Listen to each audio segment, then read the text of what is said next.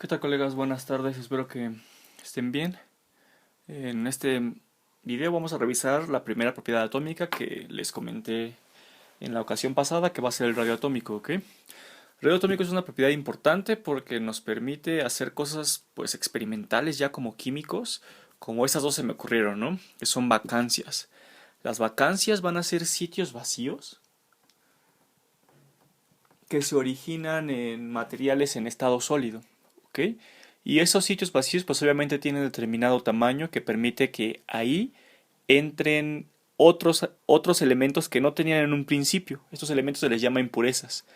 Y cuando se hace esto, el material puede tener propiedades distintas como una dureza diferente, puede volverse magnético, entre otras cosas, ¿no? Y la otra es la reactividad. Dependiendo del tamaño que tengan las cosas, los átomos, mejor dicho, determinadas cosas van a ser más reactivas que otras. Por ejemplo, en la ATPasa es una enzima en donde entran átomos de sodio y de potasio. Y dependiendo del radio de estos átomos, es como la ATPasa selecciona cuántos átomos van a entrar o cuántos átomos van a salir. Pueden revisarla con detalle para que vean de lo que estoy hablando, pero pues es la famosísima bomba sodio-potasio. ¿Ok? Entonces, ¿el radio atómico es importante para los químicos? Pues sí, porque nos dice un montón de cosas.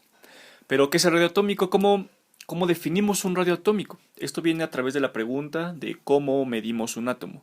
Y la respuesta es, pues la verdad es que no podemos medir un átomo, ni siquiera podemos saber con precisión la posición de un átomo en función del tiempo por el principio de incertidumbre de Heisenberg. Entonces, pues tenemos distintas formas de hacerlo. La primera que le pongo es esta que es la más cuántica, la que hemos revisado, que conocemos la función de distribución radial en función del radio. Y pues tenemos esta forma para el orbital 1s en donde n es igual a 1. Y por nosotros decimos que el radio va a ser el punto máximo o el punto donde es más probable encontrar a mi electrón. Entonces aquí hablamos de probabilidad, ¿vale? Además, esto es únicamente cuando tenemos átomos aislados, pero en realidad los átomos aislados para los químicos pues son un poquito aburridos porque sí nos gusta que se armen moléculas y demás cosas. Entonces el radio atómico que va a tener un átomo pues obviamente también va a depender del entorno. No es lo mismo tener, por ejemplo, aquí el sodio en estado sólido y determinar su radio aquí que determinar el radio del sodio pero en el cloruro de sodio, en un compuesto iónico. Entonces esto va a ser distinto dependiendo de en qué entorno químico se encuentra rodeado mi átomo. Así que, pues vemos que no es tan sencillo definir el radio atómico en realidad. Pero por eso, porque no es tan sencillo definirlo, nosotros nos inventamos una definición. El radio atómico no es esto, es lo que nosotros creemos que es. Y entonces, en general, la definición de radio atómico va a depender de dos cosas, ¿vale? Va a depender tanto de la n, que es el número cuántico principal, como de la z efectiva, ¿ok? Y la z efectiva va a ser la z efectiva del último electrón. ¿Por qué del último electrón? Porque precisamente es el que me interesa para saber el radio atómico, porque es el que va a definir digamos, el límite donde acaba mi átomo. Si yo tengo un núcleo aquí y tengo varios electrones, me interesa el último, porque es el que va a definir mi radio. Por eso la z efectiva va a ser la z del último electrón. Ya no voy a decir que es la z del último electrón en toda esta presentación, me voy a referir como z efectiva a la z efectiva del último electrón, ¿vale? No de cualquier electrón, no de un 3D, no un 3S, no, del último electrón independientemente de cuál sea mi átomo. Y como les decía, depende de esas dos cosas, y aquí le puse cuando n aumenta, es lo que quiere decir esto, pues mi máximo en la función de distribución radial estará más alejado. Entonces, así en primera instancia, mientras mayor sea mi n, pues más grande va a ser mi radio, porque esta distancia, este máximo va a estar más hacia la derecha. Por ejemplo, en el 2s, esta cosa se verá así, y en el 3s más alejado cada vez del núcleo. Entonces, mientras aumenta la n, tendría que aumentar el radio atómico. Y la z efectiva, cuando la z efectiva es mayor, quiere decir que el último electrón siente mayor atracción hacia el núcleo, es decir, que se ve más contraído. Esto nos da una contracción de orbitales. mientras mayor sea la Z, mayor se van a contraer los orbitales, mayor se va a contraer el orbital donde se encuentra mi último electrón. ¿Ok? Y ahora, pues ya les voy a aventar la definición. De esto depende esta definición, ¿vale? De dos cosas, de N y de Z efectiva. Ahora tengo aquí dibujitos. Esto es una molécula, esta es otra molécula, ¿vale? Y aquí en estos puntitos van a estar los núcleos. Y aquí voy a definir una distancia internuclear, ¿vale? Una distancia internuclear entre estos dos núcleos. Y una distancia internuclear entre estos dos núcleos que si se fijan es de forma distinta. Estos están formando la misma molécula. Este dibujito significa una molécula. Esta es una distancia internuclear entre dos moléculas, ¿ok? Aquí tengo dos átomos que se ven distintos a estos de aquí, ¿ya vieron? Pero también puedo obtener una distancia internuclear.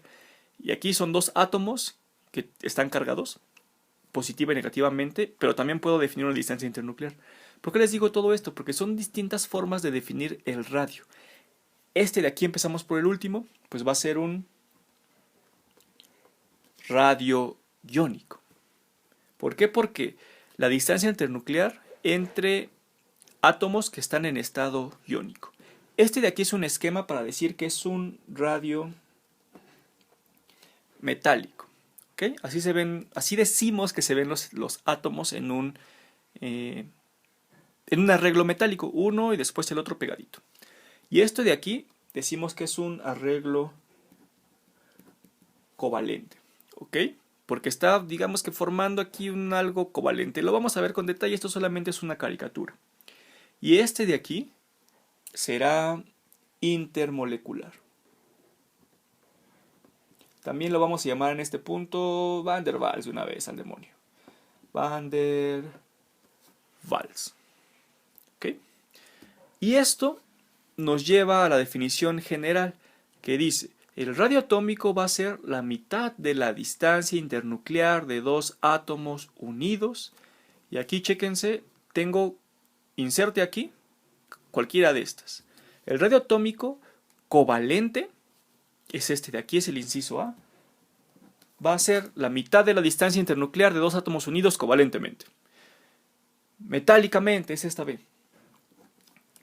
El radio atómico metálico, el radio metálico es la mitad de la distancia internuclear de dos átomos unidos metálicamente. ¿Okay? El radio atómico iónico va a ser la mitad de la distancia internuclear de dos átomos unidos iónicamente. Ya vieron, estamos reciclando la definición, es lo mismo. Y el radio atómico intermolecular o de Van der Waals va a ser la mitad de la distancia internuclear de dos átomos unidos mediante una interacción dipolo-dipolo. ¿Okay? Estos solo son definiciones, como les digo, porque los químicos no sabemos cuánto mide un átomo en realidad, no sabemos qué tan largo es un átomo, solamente sabemos las cosas que nosotros definimos, que en este caso es el radio atómico. El radio atómico es una definición, no es algo que nazca de la naturaleza, es algo que definimos para intentar describir el tamaño de un átomo. Eso es todo. Posteriormente, vamos a hablar de lo que nos interesa, que son las tendencias. ¿Okay? En las tendencias vamos a tener dos en general, las tendencias en un mismo grupo y en un mismo periodo. Antes de iniciar, les digo cómo nosotros podemos calcular teóricamente el radio atómico. Y el radio atómico igual es un eigenvalor de la función de onda, que es el radio de Bohr multiplicado por el número cuántico principal al cuadrado entre la Z efectiva, que como ya les dije es del último electrón, ¿ok? Así calculamos nosotros un radio atómico. Y así los calculé. Aquí ahorita les digo qué fue lo que hice, qué fue lo que calculé. Pero pues ya saben, porque no tienen que creerle a nadie que se encuentre aquí diciéndoles cosas raras, pues tienen que calcularlos para ver si es cierto y para ver si hay errores, ¿no? Que ya saben que sí me gusta. Entonces les recuerdo, en la tabla periódica tengo los periodos, que son los que se encuentran de forma horizontal, y los grupos, que son los que se encuentran de forma vertical. Vamos a analizar cómo cambia el radio, que nosotros definimos, les recuerdo, en la tabla periódica, las tendencias que tiene. En un mismo grupo es algo vertical. Pongo aquí hacia abajo. N aumenta mientras voy bajando en el periodo. Este es el periodo 1, el de abajo es el 2, 3, 4, 5, 6, 7, como ya saben que está en la tabla periódica. Y la carga nuclear efectiva del último electrón es más o menos constante. Ahorita vamos a ver. Ejemplificando, átomos. Hidrógeno, litio, sodio, potasio, rubidio, cesio. Es el primer grupo, ¿vale? En este primer grupo yo calculé la Z efectiva del último electrón. Las pueden calcular para practicar y que sigan teniendo en mente cómo calcularlas de forma pues, más eficiente, ¿no? Porque los vamos a estar ocupando. Para hidrógenos de 1, 1.3 para litio y para estos son de 2.2. Por eso les puse aquí que la Z efectiva pues, es más o menos constante, no es un cambio muy abrupto que vemos aquí entre los átomos. Mientras que para N sí va aumentando. Con estos dos valores los enchufo a esta ecuación y obtengo esta R. ¿Ok? Estas R es para cada uno de los átomos. ¿Y qué es lo que pasa? Para el primero 0.529, para el siguiente 1.63 que es el litio, sodio 2.16, potasio 3.85, rubidio 6.01 y cesio 8.66. ¿Qué es lo que observan? Que en general va bajando. Mientras yo aumento el periodo en un mismo grupo, esto es un mismo grupo, el radio va aumentando. Ya lo calculamos aquí. Ahora vamos a ver qué dice el experimento o datos calculados experimentalmente de forma específica, porque un experimento que te diga el radio de un átomo es más bien complicado. Pero pues sí tenemos un punto de comparación y es este que les voy a mostrar aquí. Para hidrógeno pues sabemos que es exacto, entonces va a ser 0.529 también. Para el litio va a cambiar un poquito, que es 1.67, entonces pues no va nada mal. La bronca empieza aquí, donde para el sodio en lugar de 2.16 tengo 1.90, va disminuyendo en comparación con el que yo calculé. Para los demás 2.43, 2.65 y 2.98. ¿Ok? Los valores difieren un poco, sí difieren, porque hay más cosas que mi modelo no incluye. Este es un modelo al final del día. Y también para que quede un poquito más bonito tendríamos que poner una N efectiva aquí, que es una N asterisco, que son las que les puse en Slater. Pueden hacerlo de tarea, a ver qué es lo que da. No me importa que dé exacto. Lo que me importa es que siga la misma tendencia. Y observamos que sí sigue la misma tendencia. Entonces nosotros podemos decir con estos datos que en un mismo grupo, cuando la N aumenta y la Z se mantiene más o menos constante, lo que sucede con el radio es que el radio va a ir aumentando. Entonces aquí el radio aumenta cuando bajo en periodos. Ahora analizo en un mismo periodo, es decir, no me muevo en el periodo, solamente me muevo en los grupos, me voy corriendo para acá. En ese ejemplo, la N va a ser constante, porque si estoy en el mismo periodo, N no va a cambiar. Pero la Z efectiva va a ir aumentando. Y aquí les pongo que los electrones en la misma capa, es decir, en la misma capa de valencia, se van a pantallar poco. ¿A qué me refiero con esto? Me refiero que cuando yo vaya poniendo electrones en la misma capa, que en este caso aquí van a ser orbitales p, por ejemplo, va a ir aumentando Z, el número de protones, la carga nuclear va a ir aumentando. Y como estoy llenando, voy a poner aquí los orbitales p, por ejemplo, los electrones que se encuentran aquí mismo, los que se encuentran en la misma capa, no van a interferir mucho en el apantallamiento. Lo que interfieren son los electrones que se encuentran antes. Y como no interfieren en el apantallamiento y Z se va aumentando, en total Z efectiva va a ir aumentando drásticamente. Porque estos no hacen efecto pantalla. Por ejemplo, estoy analizando estos electrones no hacen efecto pantalla con este. Son pobremente apantallantes cuando se encuentran en el mismo orbital. Y cuando Z va aumentando y estos no hacen efecto pantalla, pues lo que pasa es que Z efectiva también aumenta. Y los vemos con los datos calculados aquí. Donde si se fijan, todos los calculé, las Z efectivas del último electrón, mientras voy avanzando en el periodo, cambiando de grupos. Todos aumentan, ¿ok? Mientras voy para acá, aumenta mi carga nuclear efectiva. Estas propiedades, estas tendencias de la carga nuclear efectiva, de Z efectiva, también las tienen que recordar. Cuando estoy en el mismo periodo y me voy hacia la derecha en el grupo, lo que pasa es que mi Z efectiva va aumentando.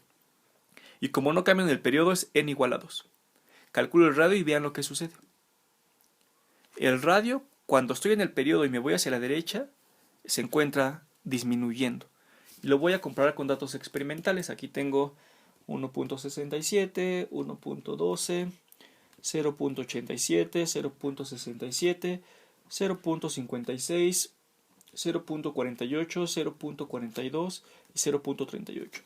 Si se fijan, estos valores son mucho más similares que los cuando estoy cambiando de periodo en el mismo grupo. ¿Ok? ¿Por qué se debe esto? Ahorita lo vamos a analizar. Lo que quiero que revisen aquí es que mientras voy avanzando en el mismo periodo, cambiando de familia, el radio va disminuyendo. Entonces, puedo decir que el radio va a ir subiendo mientras yo tengo un grupo más pequeño. ¿Okay? Entonces aquí voy a poner que el radio aumenta. ¿Vale? Entonces, lo que tengo que redondear al final es cómo cambia en toda mi tabla periódica. Cuando estoy disminuyendo hacia acá, el radio se ve aumentado, porque es el primer ejemplo. En un mismo grupo, aumenta el periodo, aumenta el radio. Y ahora, el radio aumenta cuando estoy analizando un mismo periodo y tengo un grupo más chiquito, es decir, cuando voy para acá. Entonces, en general, el radio tiene esta tendencia. Aumenta cuando tengo grupos más pequeños y aumenta cuando tengo periodos más grandes. Eso es lo que tienen que recordar sí o sí o sí o sí. La otra es, ¿por qué cambia drásticamente aquí? Si se fijan, entre esta y esta, lo que está cambiando aquí es la Z efectiva. Y lo que está cambiando acá es la N. Entonces, esta N va a tener cierta bronca. Así que lo que les recomiendo es mejor analizar N efectivo. A ver qué es lo que nos da. ¿Okay? Eso les queda de tarea para ustedes. No me interesa mucho el numerito, lo que me interesa es la tendencia que está siguiendo. Y por último, ¿qué es lo que pasa en iones? ¿Okay?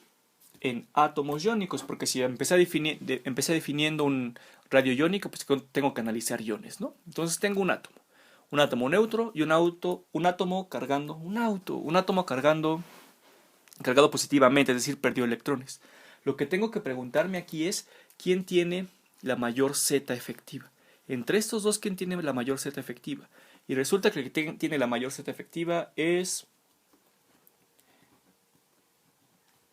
este átomo, el A+.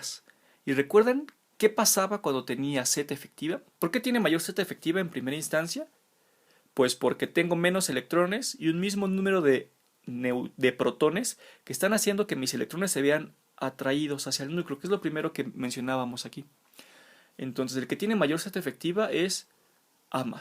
Y con mayor Z efectiva lo que sucedía por defecto es que voy a tener un menor radio. Porque los electrones en este átomo se van a ver más atraídos hacia el centro nuclear, hacia la carga positiva. Y eso me va a generar un menor radio. ¿Okay? Esto es en general. Ahora dos ejemplitos. Entre helio y helio más, ¿quién va a tener mayor radio? Este, si se fijan, es el mismo ejemplo que el de acá.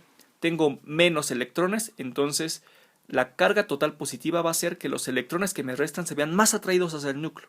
Entonces, este va a tener un radio atómico menor. Por lo tanto, este tiene un mayor radio. ¿Ok? Ahora con nitrógenos. Lo que pasa con nitrógenos es que con este nitrógeno y nitrógeno 3 menos, lo que pasa es que cuando tengo más electrones, lo que va a suceder es que esos electrones van a tender a ocupar más espacio en mis orbitales y se van a expandir porque generan más repulsiones. Como generan más repulsiones con el núcleo y con los otros electrones, este es el que va a presentar mayor radio. ¿Okay? Por las repulsiones que existen entre el núcleo y los otros electrones. Por eso tiene mayor radio. Y aquí al contrario, como este tiene menos electrones, los electrones que le restan se van a juntar más al núcleo y va a generar un menor radio en comparación con la carga neutra. Entonces, tengo una tendencia general que me dice, la carga cuando tengo un átomo, cuando tiene un estado de oxidación de 2+, cuando perdió 2 electrones, va a tener un radio atómico menor que uno que perdió un electrón. Y va a tener un radio atómico menor que el neutro. ¿Okay? Aquí voy a poner que es la tendencia general en el radio atómico. Y esto a su vez va a tener un radio atómico menor que cuando tiene un electrón de más y a su vez cuando tiene un electrón, 2 electrones de más. ¿Okay? 2 menos. Esa es la tendencia general del radio atómico. Y por último analizamos esas especies que se llaman especies isoelectrónicas. ¿Por qué? Pues porque tienen el mismo número de electrones. Mismo número de electrones. Este es hidrógeno y esto es helio más. Hidrógeno es un S1 y helio más va a ser un 1S1 también. ¿Okay? Tiene la misma configuración electrónica. Entonces, si quiero saber cuál tiene el mayor radio, me fijo en el que tiene el primero, me fijo en el que tenga el mayor Z efectiva. Si tiene mayor Z efectiva, en este caso va a ser el helio más. ¿Ok? El helio más va a tener mayor Z efectiva y cuando tiene mayor Z efectiva resulta en un menor radio. Entonces, en especies isoelectrónicas siempre me voy a fijar también en el que tenga la mayor Z efectiva en su último electrón. Y en este caso, como es el helio más, el helio más, perdón, va a tener menor radio. Y acabamos radio atómico. Por último, existen unas excepciones, que este curso no las tendríamos que ver, pero pues ya estamos encarrerados. Así que las van a analizar, las van a entregar de tarea y las vamos a discutir después. Se van a llamar contracciones. ¿Okay? Una contracción es, en lugar de que mi núcleo, mi radio atómico aumente, se contrae un poco. Y se contrae por diversas razones, ¿ok? Que las vamos a analizar. Primero quiero que ustedes las lean. Tengo 3 tipos de contracciones. La más importante es la contracción que se llama contracción lantánida. No tengo idea qué es esto, lo investigas. Después tengo la contracción boránida y la contracción escándida. ¿Ok? Estas las revisan y posteriormente las vamos a discutir.